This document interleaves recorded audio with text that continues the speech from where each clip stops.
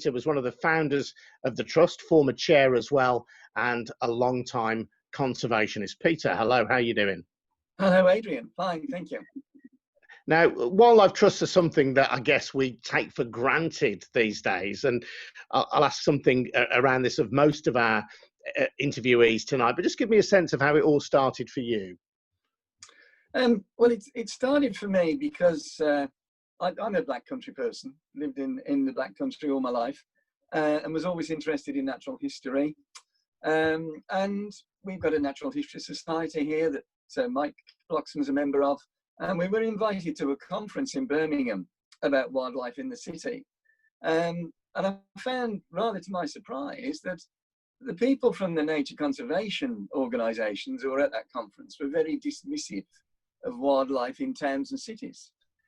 And they were also quite hostile to the idea that it was there to be appreciated, enjoyed, and to be part of people's lives. It was in the days when nature reserves were the things that conservation organisations had, and the idea of a nature reserve 40 odd years ago was to put a fence around it, lock the gates, and say you can only go in by special permission. So that's how I got started with the trust, and as a few other people as well came from the same sort of background. We didn't come from the conventional nature conservation background. So what was your background then? Well, at the time we started the trust, I was in commerce. I had my own shipping agency. So I got a business background. And actually, like a lot of other people in the 1980s, came across with a business background to what was then a rapidly expanding conservation sector, which really needed people that had got the experience of managing organisations, managing money, and so on. And at the time, they were needed alongside the biologists, the botanists, the entomologists, and so on, who were the technicians, if you like, and the people who really knew about wildlife. So tell me about fundraising in the early days then. What kind of sums did you need to raise, and how did you go about it? Well, to start with, we had absolutely nothing, except the one thing we did have was a lot of people, because there were temporary employment schemes in the 1980s, which enabled charities and other organisations to employ people without any cost to them. So we got the most important resource, which was people, but the organisation had got no money at all. I mean, in 1982, I think our total income was £3,500, and 2 or 3 years later, it was still only just over £20,000, which by today's standards is like petty cash. It's what you find down the back of the sofa these days, a lot of organisations. But what we had got here was a lot of public funding, either through what was then the Nature Conservancy Council, a government body, and the Countryside Commission, another government body, but also through the local authorities and central government funds for Birmingham. We initially got our first lot of major funding from something called the Inner City Partnership, which was there for regeneration work.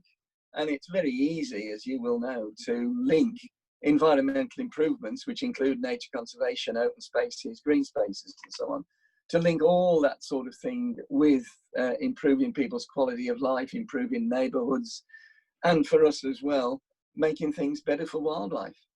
So in a sense, the money was there from central government and local government. It was about finding a way to access it, which I guess the trust was that vehicle, that conduit. Yeah, that's absolutely right. Yes, and that's what we were able to do, and we had to be quite inventive in those early days. 10, 15 years later, there were sea changes in the funding. First of all, there was the National Lottery, which started in 1994. And then there was something called landfill tax, which came in 1996. And they were game changers for organisations like ours. But for the first 10 years, it was very hand to mouth. And I can remember after I moved over to be employed by the trust, because we got funding to employ a senior manager, a director, we were working sometimes under rolling redundancy notices because money was that tight, and we didn't really know in 6 months' time if we'd be able to keep the staff. But one way or another, we struggled through and we got there. So that was then. This is now. How was how have those funding streams and the methods of fundraising changed over time? Well, as I said, there were two major changes in the 90s. The Mm. whole scale and scope of fundraising has changed in the charitable sector, including nature conservation. I mean, when we started in 1980, our three neighbouring wildlife trusts each employed, I think, one person. And that was a fairly recent innovation from being completely run by volunteers. And now trusts have establishments of anything from 20 or 30 people up to a couple of hundred. The whole background of how we work and what we do has changed enormously. But what is really important, and for anyone watching this, what is really important is to be able to receive money that's donated for the trust's general purposes. Because in the early days, all the funding we got was project funding, which meant it had to be spent on a specific thing, whatever the project was about, whether it was parks or local nature reserves or whatever. And it's really important that the public continue to support organisations like this with their donations and their membership subscriptions to give organisations the flexibility they need to do the things that they know need to be done. Yes, the things that are a bit off-piste, but which Yes. need to be done perhaps outside and around a project. Yeah. Yeah, Yeah, I should absolutely. say, by the way, if anybody's watching this and wants to share their wildlife hero stories, use the hashtag wildlife hero, and please share your wildlife hero stories on Facebook or Twitter. That would be absolutely fabulous. And a great way to support us as well is by joining us as a member. Go to www.BBC Wildlife, don't confuse it, bbcwildlife.org.uk/join us. Now, Peter, we've also been gathering questions from members of the current staff. So let's just hear one that might be directed towards you. Every wildlife hero has to start somewhere. So what first inspired you to explore the natural world? Well, I never remember a time when I wasn't inspired by nature. So as a small child, I was always interested in creepy crawlies and flowers and nature and so on and so forth. As Chris Baines used to say, I always remember Chris Baines saying, you know, we were the sort of kids that collected tibblers and tadpoles in jam jars, although that's rather looked down on these days. So I was always interested, always involved. And really my motivation, as I said earlier, was finding out that the rest of the world didn't seem to share this enthusiasm for wildlife in towns and cities. And indeed, the BBC today, you know, when they introduce things on Springwatch and so on, they still have to sort of put in a caveat that you'll be surprised because we filmed this in the middle of a city. And they still haven't got out of that habit from all those decades ago. So I wanted to sort of spread the word and spread the news that the wildlife that shares our towns and cities with us, which, let's face it, is the wildlife that people experience in their day-to-day lives, not the wildlife when they go on holiday to a remote place that they enjoy, is helping people to access that, understand it, enjoy it, and to help the wildlife itself.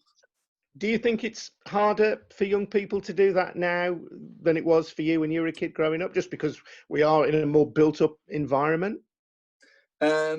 It's definitely harder. I mean, I'm a school governor, so I know that if a class of school children are being taken out for what used to be called nature study, or it tends to be something called forest schools or similar these days. Yeah, my daughter has a forest school. A 5-year-old Yeah. daughter has a forest school at the moment. Yeah, she loves it. Yeah. The parents have to give written permission for the trip to be made and so on, and there's all that administration and bureaucracy. So it can no longer be a spur of the moment thing, like it's a nice day, let's go and spend an hour, you know, outside. So it is harder, but fortunately we've got a lot of dedicated people who work harder to make sure that the kids still get the inspiration and the opportunities. And a final note on fundraising then, are you optimistic that the flow of money from central and local government is there, as well as the individual fundraising efforts that individuals put forward? Well, at the moment, no, I'm not optimistic because, you know, we've entered and we don't know when we're going to come out of a huge economic crisis. And when people have got a choice of where the money's going to go and money's tight, then it's more difficult to get a hold of it. But I always had a saying when I was fundraising, was that whether the economic situation is good or bad, there's never any money for anything. First time you ask for something, they will say no anyway, right? There's never any money for anything, but there's always some money for something, and you've just got to be able to find the key to unlock it. Brilliant stuff, Peter. Thank you. Hashtag wildlife hero, Peter Shirley. Great to hear from you. Thank you very much indeed.